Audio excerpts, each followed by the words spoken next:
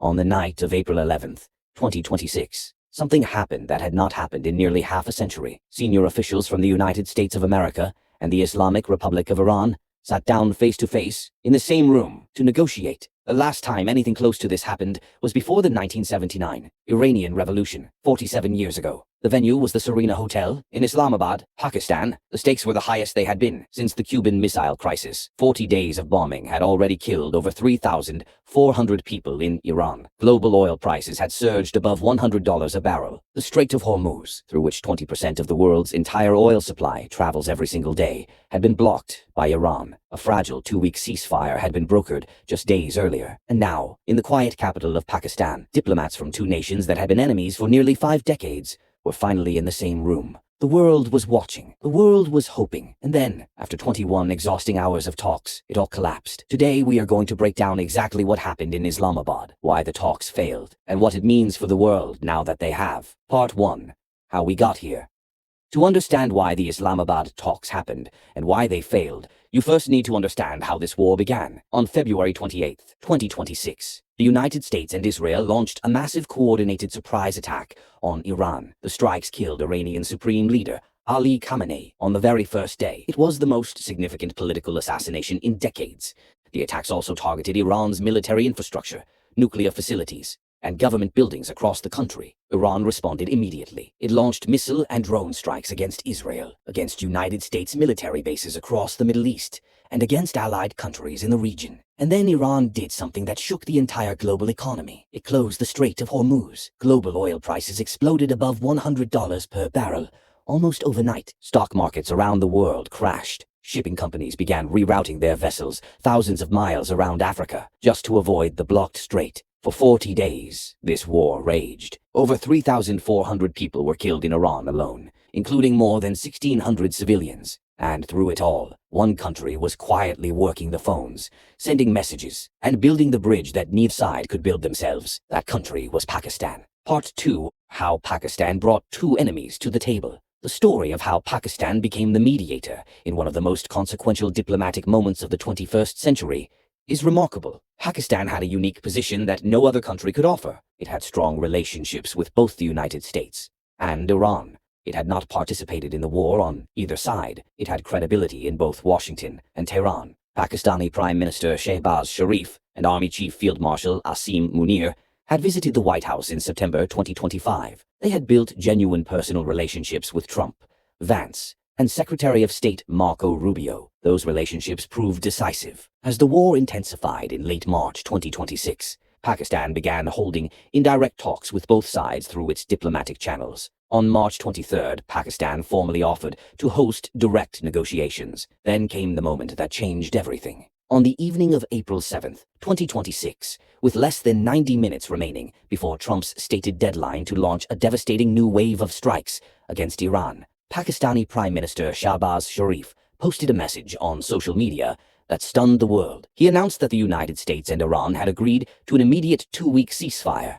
and he invited both delegations to Islamabad to negotiate a permanent end to the war. Trump confirmed the ceasefire on Truth Social within minutes. He specifically credited conversations with Shehbaz Sharif and Field Marshal Asim Munir as the reason he agreed to pause the strikes. Iranian Foreign Minister Abbas Araghchi confirmed Tehran's acceptance shortly after. Pakistan had done what the entire rest of the world had been unable to do. It had stopped a war. Part 3. Inside the Serena Hotel. On Saturday, April 11th, 2026, the delegations arrived in Islamabad. The American delegation was led by United States Vice President J.D. Vance. He was accompanied by Trump's special envoy Steve Witkoff, Jared Kushner, and dozens of staff and advisors. The Iranian delegation was led by Parliament Speaker Mohammad Bagher Ghalibaf and Foreign Minister Abbas Araghchi, along with approximately 70 officials and experts. In a striking symbolic gesture, the Iranian delegation placed on their planes empty seats, photographs and bloodied belongings of school children killed in United States missile strikes. A silent statement about what had brought them here. The venue was the Serena Hotel, an elegant retreat in the heart of Islamabad. Pakistani security personnel surrounded the entire perimeter, and then the talks began, and they did not stop for 21 hours. Part 4. Why the talks failed, the nuclear question. The single biggest reason the Islamabad talks failed was Iran's nuclear program. This is not a new dispute. It is a disagreement that has been building for over 2 decades. The United States entered the talks with one firm, non-negotiable demand. Iran must commit completely and verifiably to never seeking a nuclear weapon. More specifically, the White House demanded the dismantling of all major Iranian nuclear enrichment facilities, the physical removal from Iran of over 400 kilograms of highly enriched uranium, and a permanent end to all uranium enrichment on Iranian soil. Trump stated it simply after leaving Islamabad. He said it was a really good meeting except for one issue, and that issue was nuclear weapons. He said, and I quote, "They want to have nuclear weapons. It's not going to happen." Iran's position was equally firm. Tehran insists it has the sovereign right to enrich uranium for peaceful purposes, and Iranian officials made clear that surrendering their entire enrichment capability was not something they were willing to agree to in a single negotiating session with a country that had been bombing them for 40 days.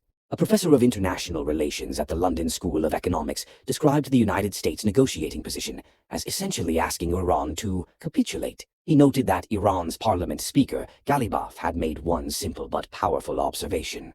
Iran had not been defeated, and a nation that does not consider itself defeated does not surrender its most strategic assets at a negotiating table. Part 5. Why the talks failed. The Strait of Hormuz.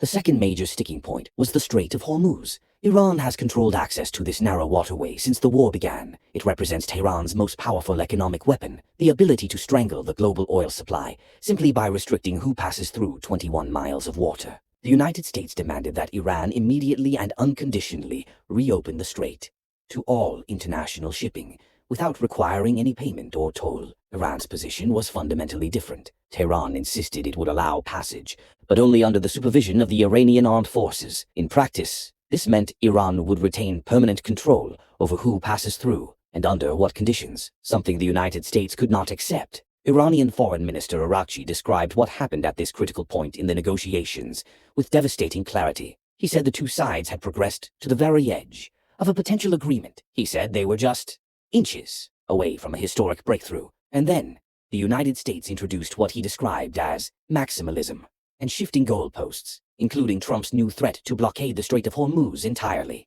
Araghchi concluded his statement with 4 words that tell you everything about the state of United States and Iran relations. He wrote, "Zero lessons earned." Part 6. The trust deficit. Beyond the specific disagreements about nuclear enrichment and the Strait, there was a third, and perhaps the most fundamental reason. The talks collapsed. The two sides simply do not trust each other. Iran's parliament speaker Ghalibaf said directly that before the negotiations, he had already warned his delegation that Iran had no trust in the opposing side. He pointed to a history of failed agreements and broken promises. In 2015, a nuclear deal known as the JCPOA took years to negotiate and was considered a landmark diplomatic achievement. It was unilaterally abandoned by the United States in 2018, when Trump withdrew from it in his first term. That withdrawal, and the subsequent reimposition of crushing sanctions on Iran, destroyed whatever trust had been built. Now, 8 years later, Iran was being asked to make even more sweeping concessions to the same country that had previously torn up the last agreement it signed with them. Pakistan, which had hoped the face-to-face meeting would begin to rebuild that trust, was described as genuinely shocked when Vance announced the talks were over. After less than 1 day, Pakistani diplomats had believed both sides were close to a general framework. They had expected discussions to continue for several days. The abrupt departure of the United States delegation was not what Islamabad had expected or hoped for. Part 7. What each side is saying now. After the talks collapsed, both sides moved quickly to control the narrative. J.D. Vance told reporters in Islamabad that the bad news was that no agreement had been reached. He said he believed this was bad news for Iran, far more than for the United States. He said Iran had chosen not to accept American terms. Trump, speaking separately, downplayed the significance of a deal entirely. He said, whether they make a deal or not makes no difference to him, because the United States has won. He also ordered the United States Navy to immediately begin blockading the Strait of Hormuz. Oil prices jumped back above $100 per barrel within hours. Iran's response was sharply different in tone. Foreign Minister Araghchi said the two sides had come within inches of an agreement before the United States introduced new demands. His final statement carried a weight that transcended diplomacy. He wrote, "Zero lessons earned. Goodwill begets goodwill. Enmity begets enmity." Part 8. What happens to the world now?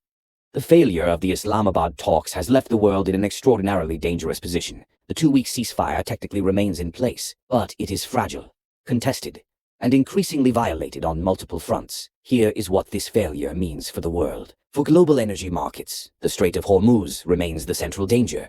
20% of the world's oil supply continues to be disrupted. Oil prices above $100 per barrel mean higher costs for everything: fuel, food, manufacturing, transportation. For every person in every country on earth. For Lebanon, the failure means Israel's military campaign continues without any framework to contain it. Over 1,700 people have already been killed in Lebanon since March 2nd. The bombing continues. For Iran, the failure means continued pressure, continued sanctions, and the growing threat of a renewed military campaign. For the wider Middle East, the failure means the entire axis of conflict remains fully active. The United States, Israel, Iran, Hezbollah, the Houthis, all still circling each other, without any agreed path to peace. And for the entire world, the failure means that the most consequential geopolitical crisis of this decade remains completely unresolved. Conclusion. Here is what the Islamabad talks tell us about the world we are living in. Two nations that have been enemies for nearly 50 years finally sat down together. For the first time in decades, they talked for 21 hours. There was partial progress. There was partial agreement on some issues. And by multiple accounts from both sides, they were just inches away from a historic framework agreement. And then it fell apart, not because peace is impossible, not because the two sides have nothing in common, but because decades of broken promises, abandoned agreements, and deep mutual suspicion have built a wall between Washington and Tehran that 21 hours of talks in a hotel in Islamabad could not bring down. Pakistan deserves immense credit for getting the two sides into the same room at all. What Pakistan achieved was extraordinary. But the hard truth is this: getting two enemies to the table is only the beginning of peace. The work of actually building it, the slow, grinding, patient work of rebuilding trust between nations that have been adversaries for half a century, cannot be done in a single night, in a single hotel, in a single city. It requires time. It requires consistency. It requires honesty. And it requires a willingness from both sides to accept something less than total victory. Whether the United States and Iran can find that willingness before the ceasefire expires and the bombs start falling again is the most important question in the world right now. And as of today, nobody knows the answer. Peace was not lost in Islamabad. It was simply not yet found. The question is whether the world has the patience to keep looking.